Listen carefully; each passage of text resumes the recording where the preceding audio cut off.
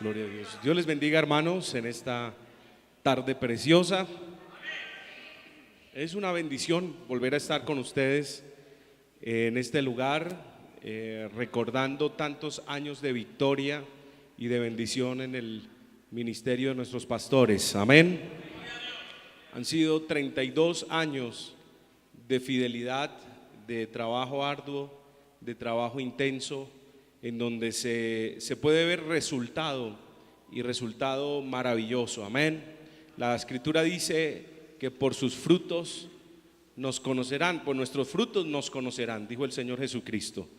Y hoy queremos también honrar a nuestros pastores, nuestro pastor Manuel, nuestra pastora Vianey, que por tantos años han sido fieles al Señor. Amén. La fecha exacta fue el 30 de junio de 1986, cuando ese matrimonio de jóvenes llegaron a este lugar y empezaron este trabajo tan lindo de amor, de sinceridad, de integridad, que hoy por la gracia del Señor persevera y es sustentado. Amén. Y no podría pues dejar este momento para honrarlos y agradecer al Señor por sus vidas. Un ministerio que ha dado mucho fruto, muchos pastores. Saludamos a nuestro hermano Ignacio, su esposa, la hermana Rosita, a sus hijos, hermano Álvaro, la hermana Claudia, que están presentes, y todos los que están ausentes, que donde quiera que están, allí están sirviendo al Señor de todo corazón. Y lo estamos haciendo porque tuvimos un ejemplo. Amén. Tuvimos un modelo a imitar y gracias a Dios, al Señor por nuestros pastores, y deseamos que vengan muchos años más perseverando en los caminos del Señor y trabajando en la obra. Amén. Que ciertamente el trabajo en el Señor no es en vano. Y bueno, les saludamos y agradezco al Señor por esta oportunidad. De verdad que al principio teníamos el interés de asistir y acompañarles por la invitación que nos hicieron junto con mi esposa, y luego el pastor me dijo para que dirija, y me dijo ayer. Yo le dije bueno, está bien, y esta tarde ya me llama, me dice bueno, pasó lo siguiente, ahora traiga el mensaje. Y bueno, quizás humanamente soy la segunda opción, pero desde el principio fui la primera opción en el Señor. Amén. Por eso estamos muy contentos en esta tarde y respaldando este programa de familia. Amamos nuestras familias y creemos que es muy importante tener una familia para la gloria de Dios. Así que sin más preámbulos, vamos a ir a la palabra en Malaquías capítulo 2. No les voy a hablar de diezmos, es Malaquías 3. Amén. Malaquías 2, versículo 15, es un precioso versículo que vamos a leer para bendición de nuestras vidas. Cuando esté en la cita en Malaquías 2:15 puede decir amén. Vamos a leer con todo el corazón para la gloria de Dios y edificación de nuestras vidas. Todos. No hizo él uno, habiendo en él abundancia de espíritu. ¿Y por qué uno? Porque buscaba una descendencia para Dios. Guardaos pues en vuestro espíritu, y no seáis desleales para con la mujer de vuestra juventud. Amén y amén. Con el favor del Señor, hoy quiero desarrollar un tema titulado Levantemos una descendencia para Dios. Amén. Oremos, que Dios nos bendiga a través de su santa palabra. Padre maravilloso, te doy muchas gracias por darme la bendición de estar en el altar, en tu santo templo, para predicar esta palabra, este mensaje, Señor, que sé, Señor, tengo la certeza que tú vas a hablar a cada uno de los presentes. Nos vas a hablar, nos vas a edificar conforme a nuestra necesidad. Yo te pido que nuestros oídos estén atentos y nuestro corazón esté receptivo a la palabra que tú tienes para nosotros. Te lo pido, Señor, tu gracia, tu ayuda, tu respaldo y tu bendición. Amén y amén. Dando gloria a Dios, ¿se pueden sentar, hermanos? Gloria al que vive para siempre. Hay un canto muy antiguo, lo cantamos no digo que de mes en cuando, quizás por allá cada año o cada 3 años. Y dice: en el hogar, en el hogar, en el hogar, tú necesitas a Jesús. Amén. ¿Sí? ¿Quién se acuerda de ese coro? Es tan antiguo que parece nuevo. En el hogar, en el hogar, en el hogar, tú necesitas a Jesús. En el hogar, en el hogar, en el hogar, tú necesitas a Jesús. Mira qué feliz se vive, mira qué feliz se vive con Jesús en el hogar. Mira qué feliz se vive, mira qué feliz se vive con Jesús en el hogar. Amén. Hay gente aquí feliz en esta tarde. Amén. Sabemos que es determinante que el Señor Jesús sea el centro de nuestra familia. Es muy importante que Él sea el Señor de nuestro hogar. Pues bien, hemos identificado una gran necesidad en las familias a nivel general y queremos ayudar a nuestras familias cada día compartiendo temas que las edifiquen y que las ayuden a estar en el propósito de Dios. Pienso que nuestra relación con Dios tiene que ver también muchísimo con nuestra familia. Nuestro estado de devoción con Dios denota muchísimo también en cómo está nuestra familia. Y por eso hay momentos en donde es necesario prestar atención a cada problema o situación que se genera en el hogar. Muchas veces los problemas no se resuelven porque les demos tiempo.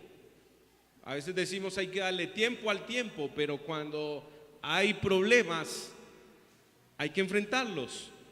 Amén. Hay que identificarlos porque no se resuelven así solitos. Pienso que si Jesucristo murió en la cruz, lo hizo no solo para que uno de los integrantes de la familia fuera salvo, sino para que toda nuestra familia sea salva. Y es bastante complicado muchas veces que el evangelio llegue a cada corazón y a cada rincón de nuestra casa, pero es nuestra responsabilidad. Nuestra mayor responsabilidad es con nuestra familia. Amén. Más que cuidar cualquier posesión terrenal, debemos velar por nuestra familia. Antes que alcanzar a otros, debemos alcanzar a nuestra familia. Y esto es un gran reto, y más cuando tenemos casos bíblicos de hombres que buscaron a Dios, que sirvieron a Dios, pero sus familias fueron un fracaso. Amén. Digo esto porque cuando analizamos la palabra del Señor, nos damos cuenta por lo menos de 3 casos de familias de hombres que tuvieron una devoción con Dios, un servicio al Señor, que se destacaron en algún área de su vida y por supuesto más su relación con Dios y su servicio con Dios. Pero hay 3 casos de familias en donde no le fue muy bien a esos padres. El caso de Elí, sumo sacerdote, juez de Israel, pero sus hijos se salieron de las manos. El caso de Samuel, amén, que uno dice, bueno, un hombre como Samuel que desde niño fue instruido y vivió y se levantó en el templo, pues tuvo que tener una familia ejemplar.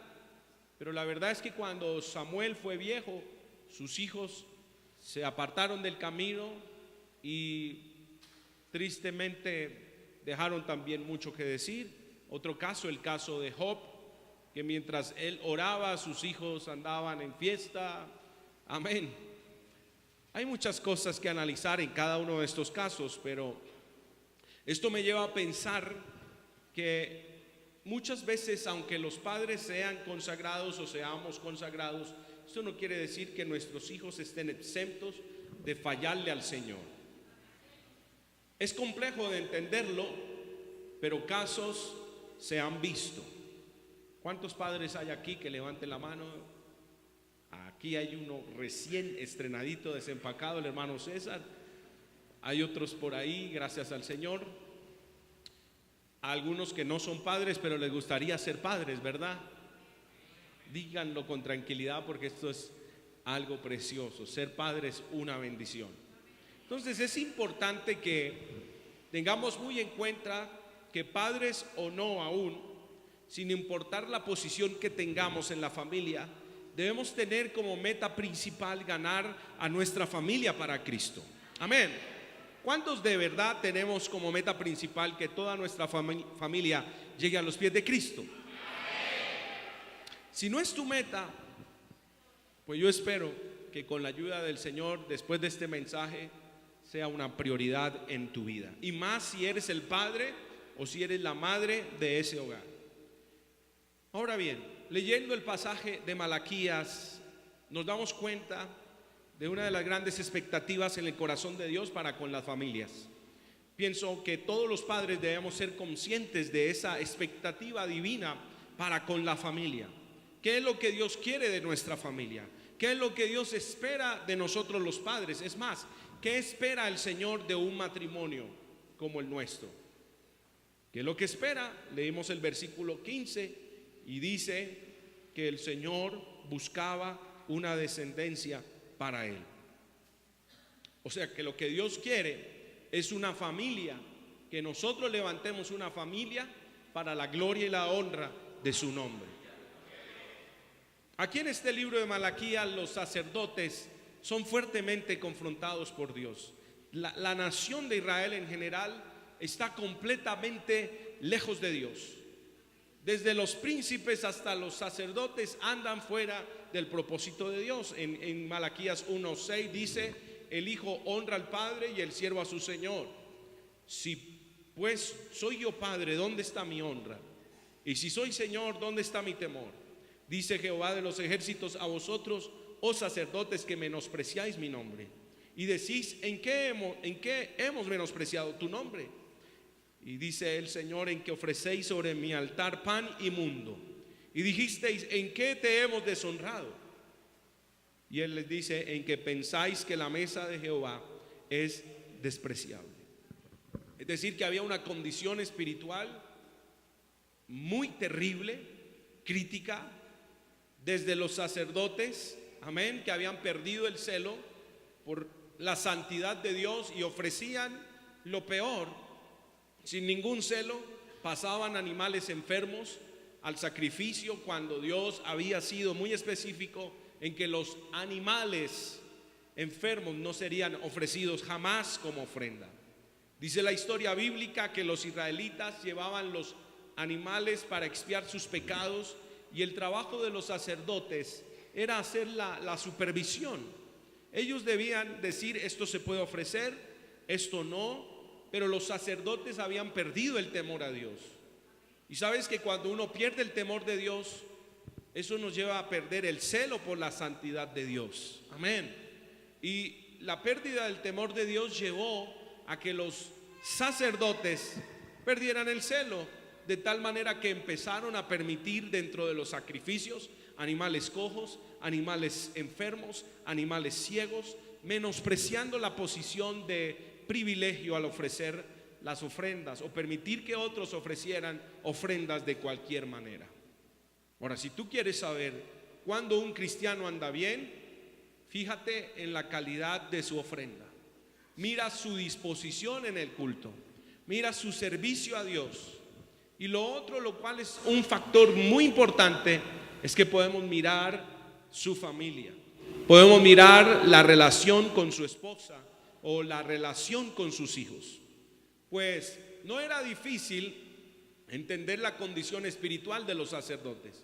No solo deshonraban a Dios con las ofrendas, no solo incumplían con su función, sino que, como si fuera poco, andaban repudiando a sus mujeres, andaban siendo desleales a sus mujeres, es decir, que también tenían sus matrimonios desbaratados y por consecuencia sus familias también, y todo por haber descuidado el celo y el temor al Señor. Aquí en Malaquías 2:1 sigue el Señor reprendiendo a los sacerdotes y les dice: ahora pues, oh sacerdotes, para vosotros es este mandamiento: si no oyereis y si no decidís de corazón dar gloria a mi nombre, ha dicho Jehová de los ejércitos, enviaré maldición sobre vosotros y maldeciré vuestras bendiciones, y aún las he maldecido porque no os habéis decidido de corazón. He aquí, yo os dañaré la sementera y os echaré al rostro el estiércol de vuestros animales sacrificados, y seréis arrojados juntamente con él. Este versículo, cuando lo estaba leyendo, realmente uno puede ver que el Señor está enojado, que está airado con los sacerdotes. Y les dice, verso 4: y sabréis que yo os envié este mandamiento para que fuese mi pacto con Leví, ha dicho Jehová de los ejércitos. Mi pacto con él fue de vida y de paz, las cuales cosas yo le di para que me temiera, y tuvo temor de mí, y delante de mi nombre estuvo humillado. La ley de verdad estuvo en su boca, e iniquidad no fue hallada en sus labios. En paz y en justicia anduvo conmigo, y a muchos hizo apartar de la iniquidad. Porque los labios del sacerdote han de guardar la sabiduría, y de su boca el pueblo buscará la ley, porque mensajero es de Jehová de los ejércitos. Y les dice: mas vosotros os habéis apartado del camino, habéis hecho tropezar a muchos en la ley, habéis corrompido el pacto de Leví, dice Jehová de los ejércitos. Entonces usted habrá notado que en el relato se nombra de un pacto. ¿Qué pacto? El pacto de Leví. Era el pacto en donde todas las familias de la tribu de Leví eran apartadas exclusivamente para el servicio de Dios. No de otra tribu, de la tribu de Leví.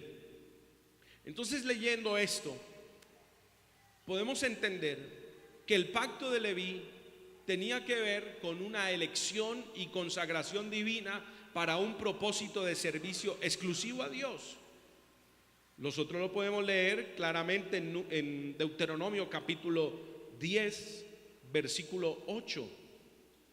Deuteronomio 18 dice: en aquel tiempo apartó Jehová la tribu de Leví para que llevase el arca del pacto de Jehová, para que estuviese delante de Jehová para servirle y para bendecir en su nombre hasta hoy, por lo cual Leví no tuvo parte ni heredad con sus hermanos. Jehová es su heredad, como Jehová tu Dios lo dijo.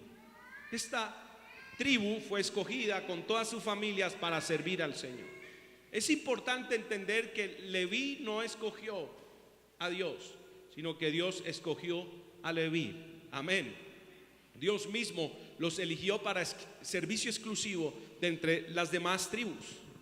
Ellos no hicieron el pacto, fue Dios quien hizo el pacto con ellos. Fue Dios quien lo estableció así, y fue iniciativa de Dios. Y ese es el orden de los pactos. Un pacto no lo hace el hombre hacia Dios, sino Dios hacia el hombre. Amén. Así que las familias levitas no eran cualquier clase de familia. No eran una familia más en medio de la multitud, en medio del pueblo. Eran familias apartadas para servir exclusivamente a Dios. Y ojo, el que servía a Dios no era únicamente el padre, sino que también toda la familia estaba involucrada en el servicio al Señor. Ahora, aquí en Malaquías dice que ellos no solo menospreciaron las ofrendas, ofreciendo animales enfermos, sino que se apartaron del camino y corrompieron el pacto de Leví. Es decir, que aquí el reclamo, la exhortación de Dios tiene un nombre específico. ¿De qué manera los sacerdotes hicieron corromper el pacto de Leví? Leamos capítulo 2, versículo 9. Por tanto, yo también os he hecho viles y bajos ante todo el pueblo, así como vosotros no habéis guardado mis caminos, y en la ley hacéis acepción de personas. ¿No tenemos todos un mismo Padre? ¿No nos ha creado un mismo Dios? ¿Por qué pues nos portamos deslealmente el uno contra el otro, profanando el pacto de nuestros padres? Ahora, por si no quedó claro, leamos el verso 13, de qué manera estaban desviados del camino o estaban corrompiendo el camino estos sacerdotes. Verso 13: y esta otra vez haréis cubrir el altar de Jehová de lágrimas, de llanto y de clamor. Así que no miraré más a la ofrenda para aceptarla con gusto de vuestra mano. Mas diréis, ¿por qué? Porque Jehová ha atestiguado entre ti y la mujer de tu juventud, contra la cual has sido desleal, siendo ella tu compañera y la mujer de tu pacto. No hizo el uno, habiendo en él abundancia de espíritu. ¿Y por qué uno? Porque buscaba una descendencia para Dios. Guardaos pues en vuestro espíritu y no seáis desleales para con la mujer de vuestra juventud, porque Jehová Dios de Israel ha dicho que él aborrece el repudio, y al que cubre de iniquidad su vestido, dijo Jehová de los ejércitos. Guardaos pues en vuestro espíritu y no seáis desleales.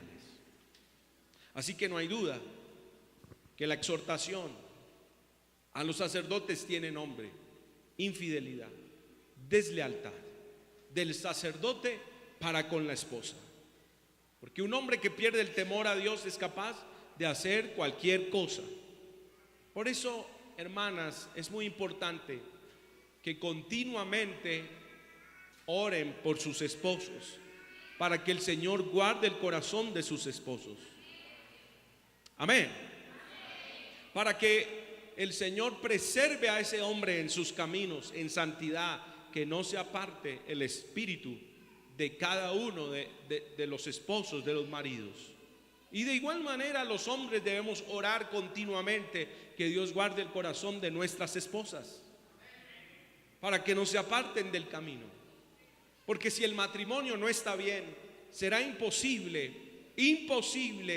poder alcanzar el objetivo principal del matrimonio. ¿Cuál es el objetivo principal de un hogar, de un matrimonio? Levantar una descendencia para Dios. Amén. Presta atención: antes de querer casarnos para tener plenitud, para sentirnos realizados o para dejar de sentirnos solos, el propósito de Dios para el matrimonio es que levantemos una descendencia para Él. Por eso en Génesis 2:24 dice la escritura: por tanto dejará el hombre a su padre y a su madre y se unirá a su mujer y serán una sola carne. ¿Cuál es el propósito por el que el Señor nos hace uno en el matrimonio? Para que no tengamos intereses diferentes, metas diferentes, propósitos diferentes, sino que todo lo anterior mencionado sea uno solo, una sola meta, un solo interés, un solo propósito. Por eso tanto el esposo como la esposa tenemos que cambiar de una mentalidad individualista a una mentalidad en donde todas las cosas se tienen en común. Amén. Para que funcione el hogar, para que podamos servir al Señor. Tanto el padre como la madre debemos pensar con unanimidad.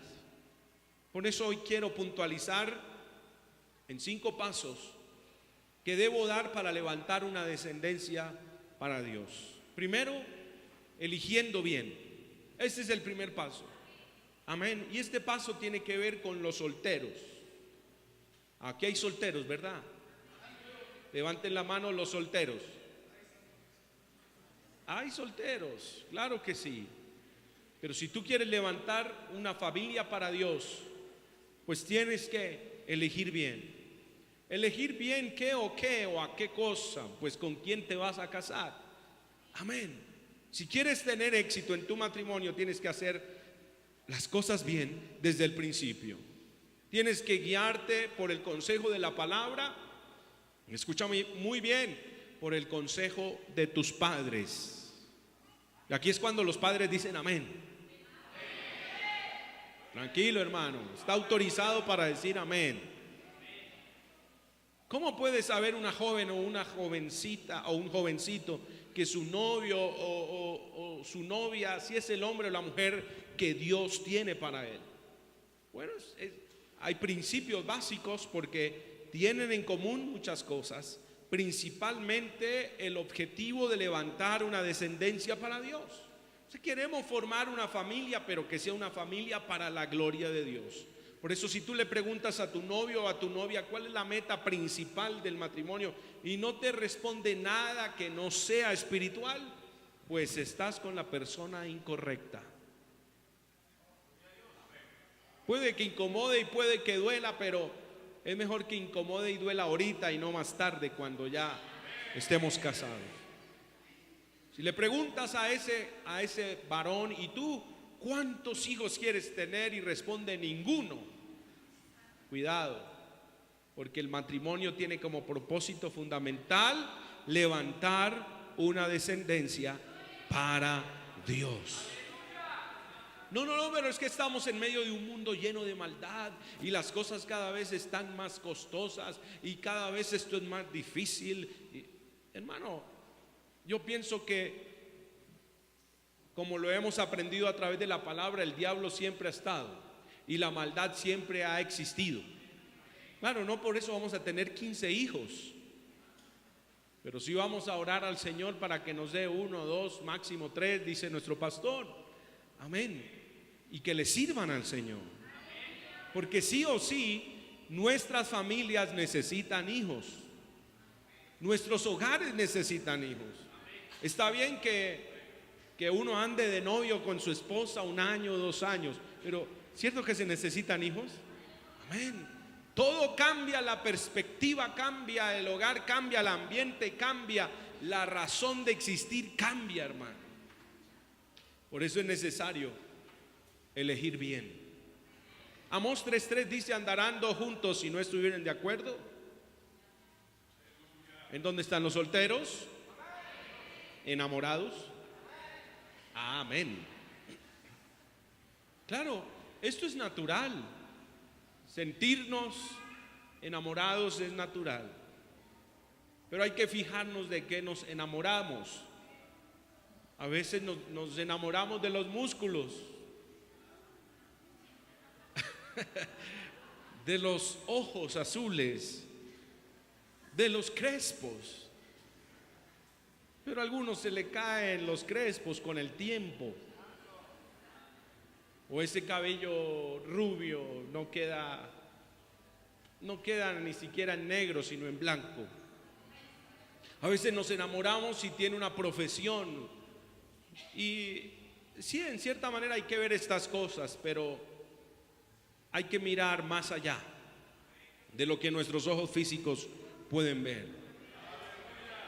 El punto en donde hay que enfocarnos, queridos solteros, es si ese hombre o esa mujer tiene a Cristo en su corazón. Si será que tiene la misma fe, si será que tiene los mismos principios, que tiene la misma doctrina. Porque es que cuando tú te casas es cuando sabes lo que es bueno. Amén. Cuando tú te casas es cuando dices: qué bueno, gracias al Señor que creíamos en el mismo Dios. Qué bueno que yo me casé con una mujer que sabe ahorrar, con una mujer que tiene una perspectiva a futuro. Por eso hay que elegir bien.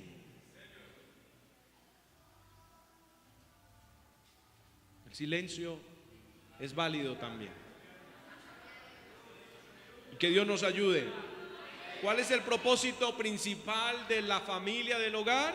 Levantar una descendencia para Dios. Por eso, antes que buscar algún atributo intelectual, físico, económico, debemos mirar si ese hombre o esa mujer están dispuestos a ayudarme a levantar una descendencia para Dios. Si no es así, es mejor que hagas un alto en el camino, porque vamos a empezar mal. Hay que elegir bien. El segundo paso para poder levantar una descendencia para Dios es tener unidad de propósito.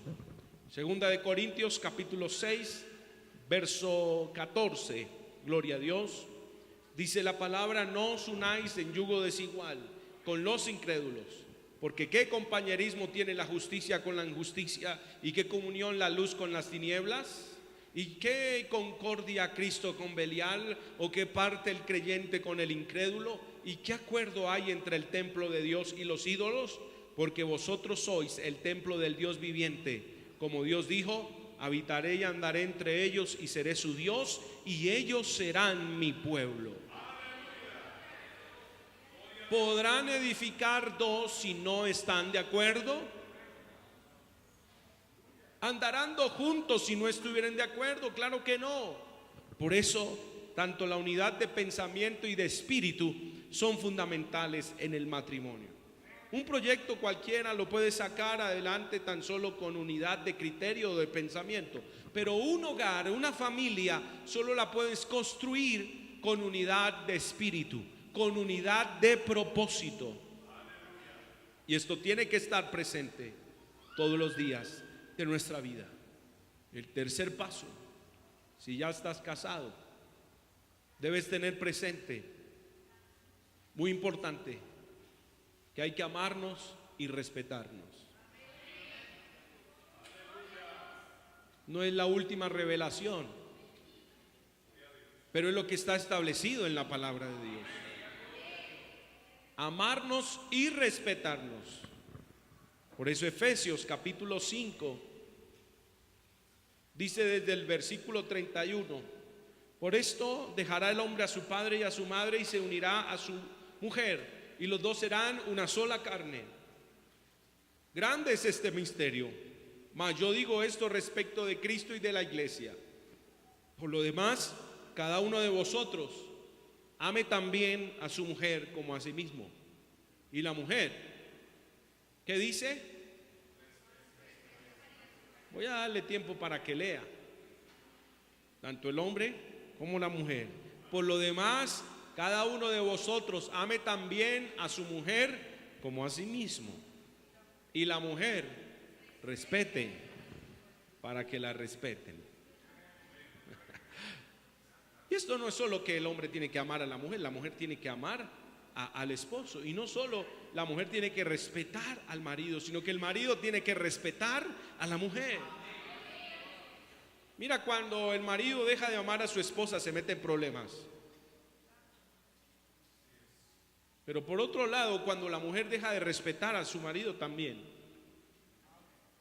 Y aquí sencillamente el Señor está resolviendo uno de los secretos de la bendición en el matrimonio. Está el Señor revelando, y es que las mujeres necesitan sentirse amadas, pero los hombres necesitamos sentirnos respetados. Amén. Y esto es maravilloso, porque uno no vive de muchas palabras. Uno de hombre no vive de muchas palabras, de corazoncito, mi amor, mi cuchicuchi, mi gordito, mi osito. Bueno, uno no vive tanto de esas palabras. Pero si hay algo que marca la diferencia, y es cuando nuestra mujer nos respeta, cuando nuestra esposa nos da el lugar que nos corresponde en el hogar. Eso vale más que un abrazo, más que un beso, más que un buen almuerzo. Eso vale mucho. Y también sabemos que para nuestras mujeres es muy importante sentirse amadas. ¿Y cómo se sienten ellas amadas? Bueno, con detalles, con flores, con almuerzos, con amén, el dinerito para que tengan. Ellas se sienten amadas. Aquí hay muchas mujeres que se sienten amadas de sus esposos, pero también aquí hay muchos hombres que nos sentimos respetados por nuestras mujeres. Se puso pesado el tema para algunos. Amén. Amamos a nuestras esposas. Hermanas, ¿respetan a sus esposos? Porque si estos dos ingredientes están presentes en nuestro hogar, muy seguramente con el pasar de los años podremos mantener esa unidad, esa complicidad, ese romanticismo. Y entonces todo proyecto que emprendamos con unanimidad lo vamos a alcanzar por la gracia de Dios. Y es que la Escritura dice en Mateo 12:25, sabiendo Jesús los pensamientos de ellos, les dijo: todo reino dividido contra sí mismo es asolado, y toda ciudad o casa dividida contra sí misma no permanecerá. La clave está en ser uno, en tener un solo Dios, un solo Señor, una sola fe, un solo propósito, un solo amor. La clave está en respetarnos mutuamente. ¿Por qué los sacerdotes entraron en tremendo problema con Dios?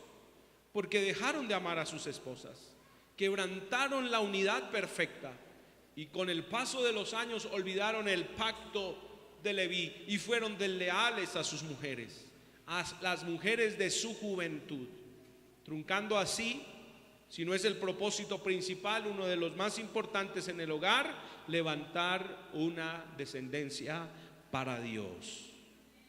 Por eso no solo los matrimonios jóvenes, sino también los matrimonios que llevan un buen tiempo, por la gracia de Dios, debemos velar, amén, debemos amarnos y debemos respetarnos. Porque no podemos pensar que porque llevemos 7 años, 10 años, 15, 20 o 30 años de casados, el diablo no nos va a atacar, el diablo no nos va a tentar, porque de hecho lo hace y lo hace continuamente. Por eso hay que mantenernos alerta. ¿Y cuál es la mejor forma de cuidar nuestro hogar?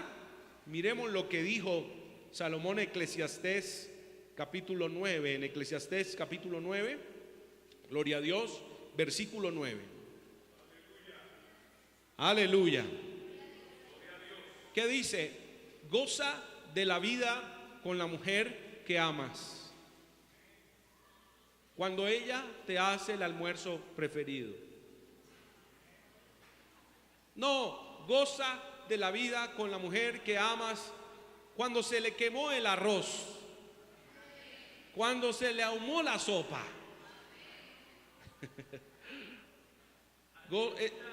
Yo lo puedo entender así, porque aquí dice todos los días, y sabe que son todos los días son todos los días.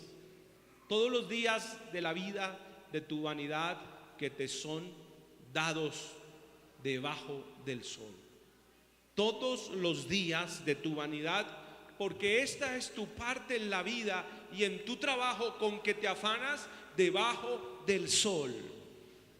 Y ahí entonces encontramos el cuarto paso para levantar una descendencia para Dios. El cuarto paso es disfrutar la etapa que vives. Disfrutar el momento. ¿Disfrutas la etapa que estás viviendo con tu esposa, con tus hijos?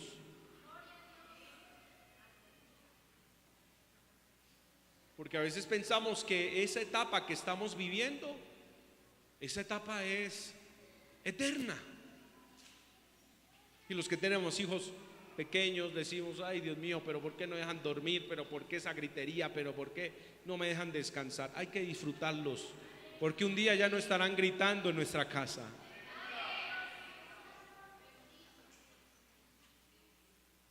Hay que disfrutar cada momento, porque esta es la realidad de la vida. Así que la mejor forma de cuidar nuestro hogar es disfrutar de nuestra familia, disfrutar el hoy, disfrutar el presente. Hay que disfrutar cada etapa con nuestra esposa, disfrutar a nuestros hijos, disfrutar en el proceso. Y si el Señor nos permite, disfrutar a nuestros nietos, como algunos de nuestros padres, por la gracia de Dios, hoy ya lo hacen.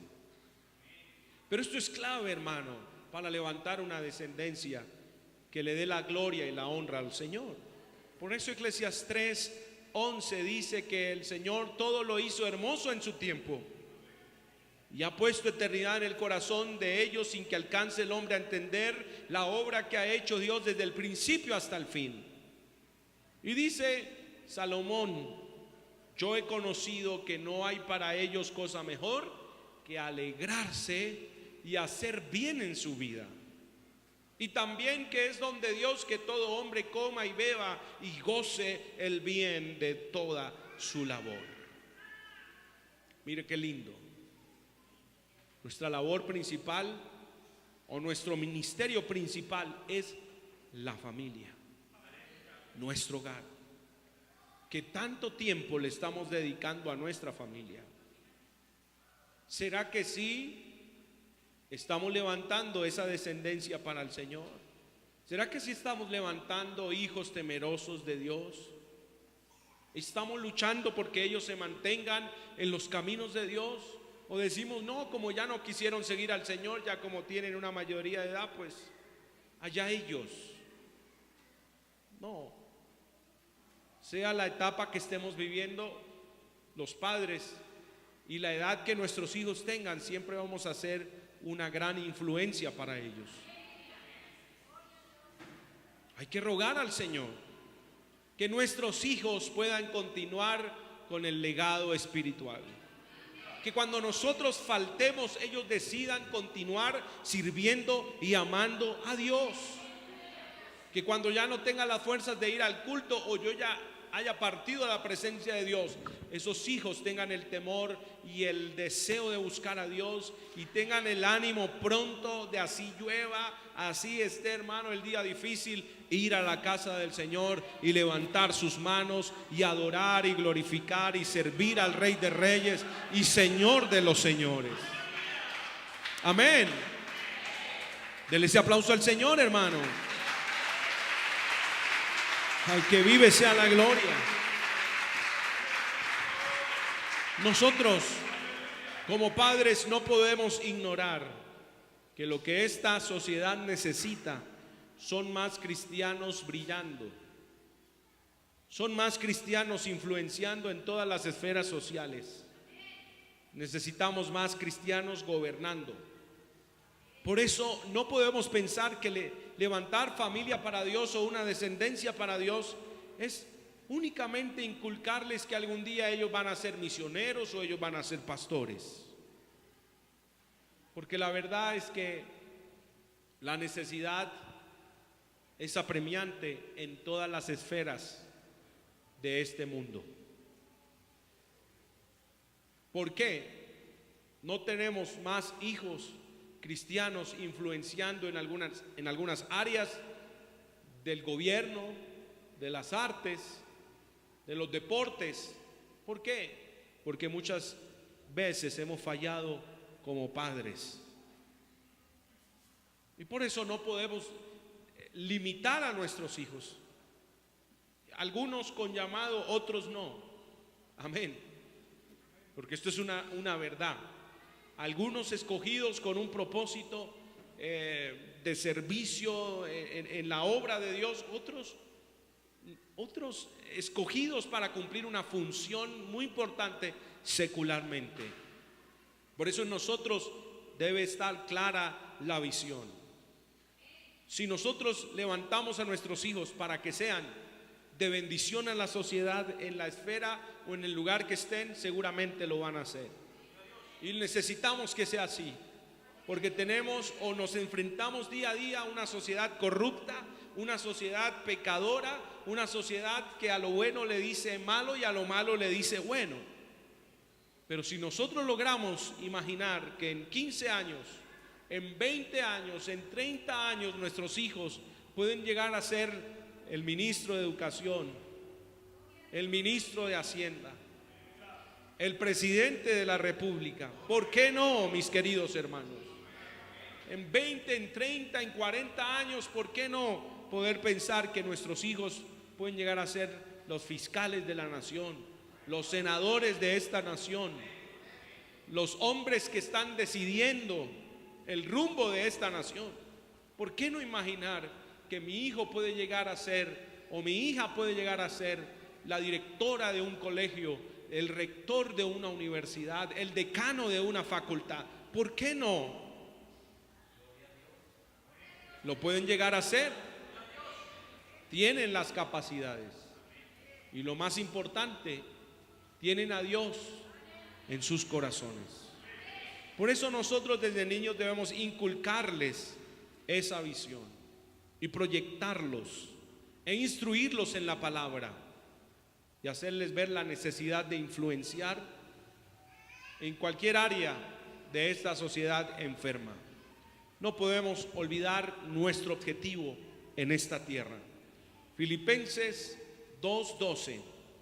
Gloria al Señor. Vamos a Filipenses capítulo 2, versículo 12.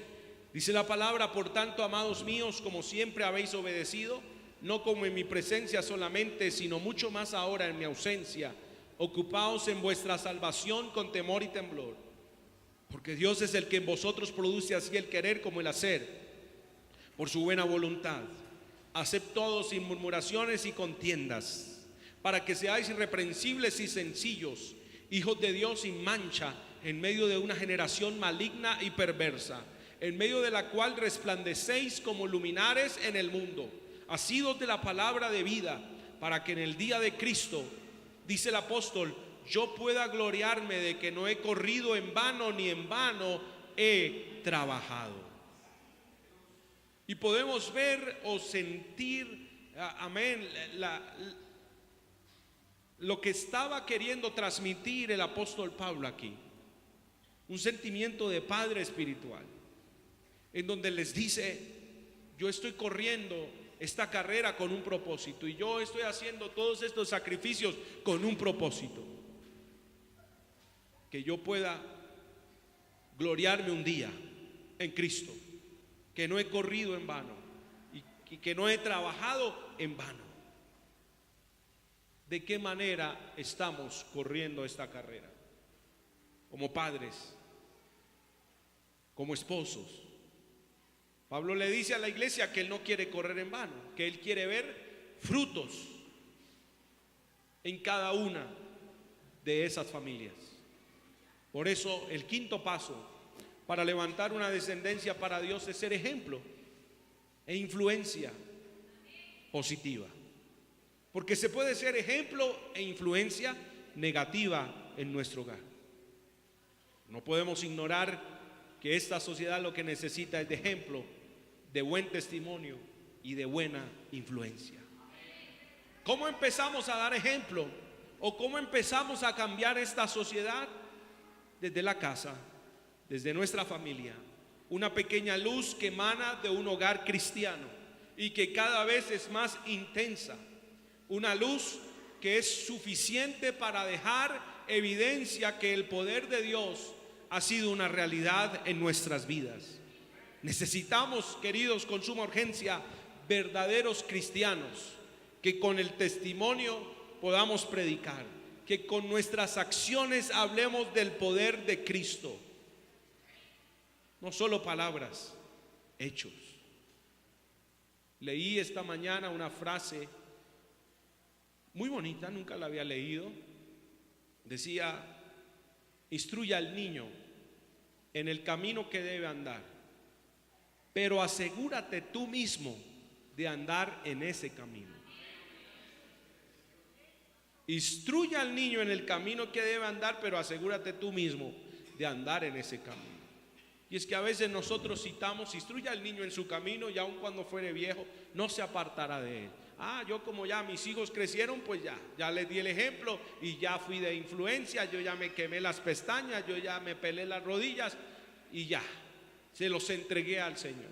Pero la verdad es que nunca dejaremos de ser padres. O bueno, hasta el momento en que el Señor nos lleve a su presencia, pero así tengamos 70, 80 años y tenemos hijos, seremos padres y debemos ser ejemplo y debemos ser influencia. Amén.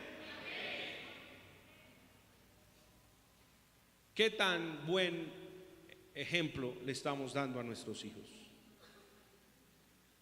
Es tan inspirador cuando uno encuentra a un padre reprendiendo a su hijo por una mentira, pero uno sabe que ese padre no miente. Pero es tan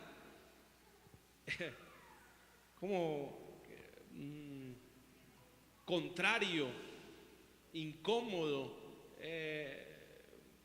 cuando uno ve que un padre está reprendiendo a un hijo por algo que ese padre no hace. Un padre corrigiendo un pecado o una desobediencia cuando le es infiel al Señor. Por eso instruye al niño en el camino que debe andar, pero asegúrate tú mismo de andar en ese camino. Porque eso va a afectar de manera muy positiva a tu hijo a caminar en los caminos del Señor, a perseverar en los caminos del Señor. Te pregunto, ¿a cuántos de tu familia has ganado para Cristo? Muchas veces pretendemos ganar el barrio, ganar la ciudad, ganar el país, sin haber ganado nuestra propia casa.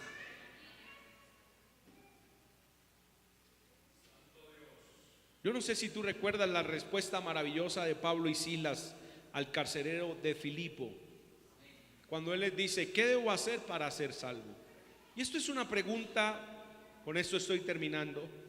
Esto es una pregunta que surge después que el carcelero puede evidenciar el poder de Dios en la vida de estos hombres, en Hechos 16. Vamos a contextualizar un poquito esto. Hechos 16, 25. Dice: pero a medianoche, orando, Pablo y Silas cantaban himnos a Dios, y los presos los oían. Entonces sobrevino de repente un gran terremoto, de tal manera que los cimientos de la cárcel se sacudían, y al instante se abrieron todas las puertas y las cadenas de todos se soltaron. Despertando el carcelero y viendo abiertas las puertas de la cárcel, sacó la espada y se iba a matar, pensando que los presos habían huido. Mas Pablo clamó a gran voz diciendo: no te hagas ningún mal, pues todos estamos aquí. Él entonces, pidiendo luz, se precipitó adentro y temblando se postró a los pies de Pablo y de Silas, y sacándolos les dijo: señores, ¿qué debo hacer para ser salvo? Mira, la Biblia no dice que Pablo y Silas estuvieron unas cuantas horas evangelizando al carcelero, pero nos queda suficientemente claro que lo que ellos hicieron en la celda, en el calabozo de más adentro, la manera en la que cantaban, en la que alababan al Señor, la manera como adoraban a Dios después de ser azotados, después de estar amarrados, ese testimonio, esa actitud frente al problema, frente a la adversidad, fue tan impactante para este carcelero que el hombre reflexionó y dijo: el Dios que ellos predican es una realidad, la fe que ellos profesan es una verdad. De tal manera que les dice: señores, ¿qué debo hacer para ser salvo? Y ellos le dijeron: cree en el Señor Jesucristo y serás salvo tú y tu casa. Y le hablaron la palabra del Señor a él y a todos los que estaban en su casa. Y él, tomándolos en aquella misma hora de la noche, les lavó las heridas, y enseguida se bautizó él con todos los suyos, y llevándolos a su casa les puso la mesa, y se regocijó con toda su casa de haber creído a Dios. Cree en el Señor Jesucristo y serás salvo tú y toda tu casa. Esta fue una conversión como la que Dios quiere. Se convirtió él y todos los de su casa. Porque el propósito de Dios no es que uno sea salvo y otros se condenen. El propósito de Dios es salvar las familias enteras. Si Jesucristo murió en la cruz, no fue exclusivamente por uno o dos, sino por todos nosotros. Es que lo que Dios quiere es ver padres que levantemos descendencia para Él. Pero estamos dando el mejor ejemplo. Estamos siendo inspiración para nuestra familia, para que ellos lleguen a los pies de Cristo.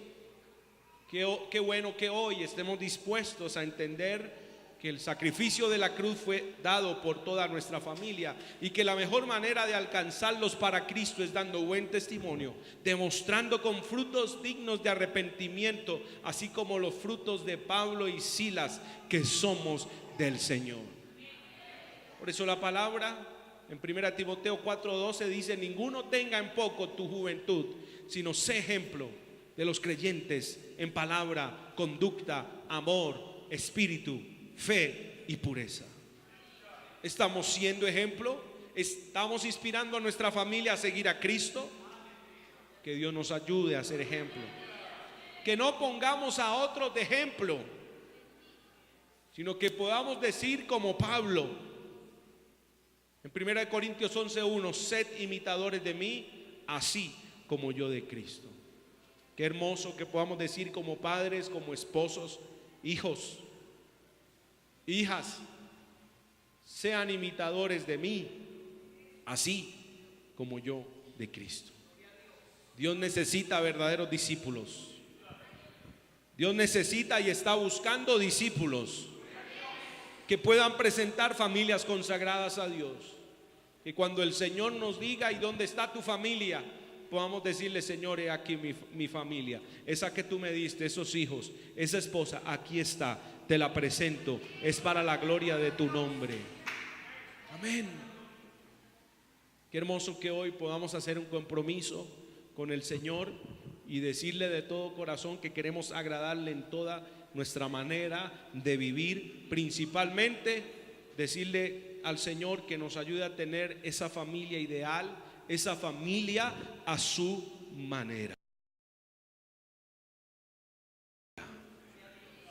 A los solteros, que el Señor los ayude a elegir bien. A los que ya elegimos, que el Señor nos ayude a tener unidad de propósito, que nos podamos amar y respetar, que podamos disfrutar cada etapa de la familia, y sobre todo nos ayude el Señor a ser ejemplo. Vamos a estar de pie en esta noche y vamos a orar y vamos a decirle al Señor que nos ayude, que podamos levantar una descendencia para Él. Y quisiera que todos los padres presentes en esta noche pasáramos un momentico aquí al altar para decirle al Señor que nos ayude, porque es muy grande nuestra responsabilidad. Todos los padres los invito a pasar aquí al frente y vamos a ser sinceros con el Señor. Si de repente hemos estado fallando, si de repente nos ha faltado más interés, pues vamos a poner ánimo con la ayuda del Señor y vamos a levantar esa descendencia para su gloria, para su honra, para su alabanza. Padre maravilloso, te damos la gloria en este momento.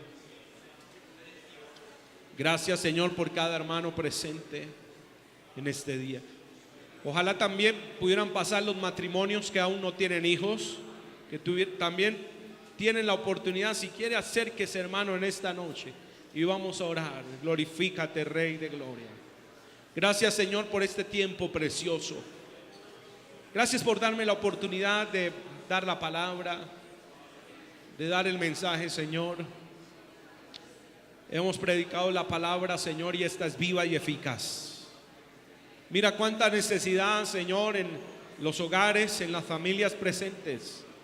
En cada matrimonio, Señor, hay una necesidad particular. Pero entendemos que hay una necesidad a nivel general, Dios mío. Y es que nuestra responsabilidad es muy grande delante de tus ojos.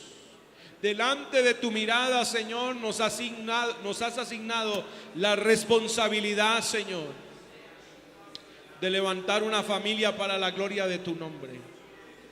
Algunos nos has dado un hijo, 2 hijos, 3 hijos, 4, 5 quizás. Y entre más hijos tengamos, más es nuestra responsabilidad. Hoy pasamos aquí al altar para decirte, Señor, puntualmente: ayúdanos, ayúdanos. Necesitamos tu favor continuo, pero necesitamos, Señor, la autoridad que proviene de parte de ti, Señor. Esa autoridad que viene de los cielos. Danos ese respaldo, Señor. El momento de hablar a nuestros hijos, de enseñarles, de corregirles, de disciplinarles, que venga la autoridad y que venga la gracia y que venga, Señor, ese poder de arriba para que nuestros consejos, Señor, sean respaldados, para que nuestras palabras, Señor, no caigan al suelo. Respáldanos, bendito Jesús. Danos la autoridad y el respaldo espiritual. Señor, no es fácil levantar familias en medio de una generación maligna y perversa. No es fácil, Señor, levantar una casa para la gloria de tu nombre, cuando nos están atacando continuamente, cuando minan los valores y los principios que aprendemos de la Escritura. No es fácil, pero contigo todo es posible. Danos, Señor, unidad de propósito.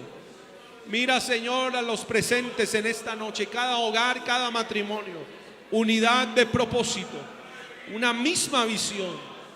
Dios, espiritualmente nos ha dado un mismo espíritu, un mismo espíritu, un mismo espíritu. Y te pedimos, Señor, que con el pasar de los días y de los años no fallemos en esto. Si hay división, sea quitada. Señor, si hay contiendas, sean quitados. Esas contiendas, esos pleitos, esas divisiones de nuestros hogares. Tú amas la unidad de propósito y tú bendices la unidad de propósito. Ayúdanos a estar en común acuerdo continuamente. Ayúdanos a amarnos y respetarnos. Ayúdanos a darnos el lugar que corresponde en el hogar, en la casa, en la familia. Ayúdanos, bendito Jesús. Te necesitamos, te necesitamos. Te pedimos que sea el proceso que estemos viviendo en nuestro hogar, en nuestra familia, podamos disfrutar el momento, podamos disfrutar el presente, podamos disfrutar cada mañana al despertar, podamos disfrutar cada noche de nuestro hogar, de nuestra familia.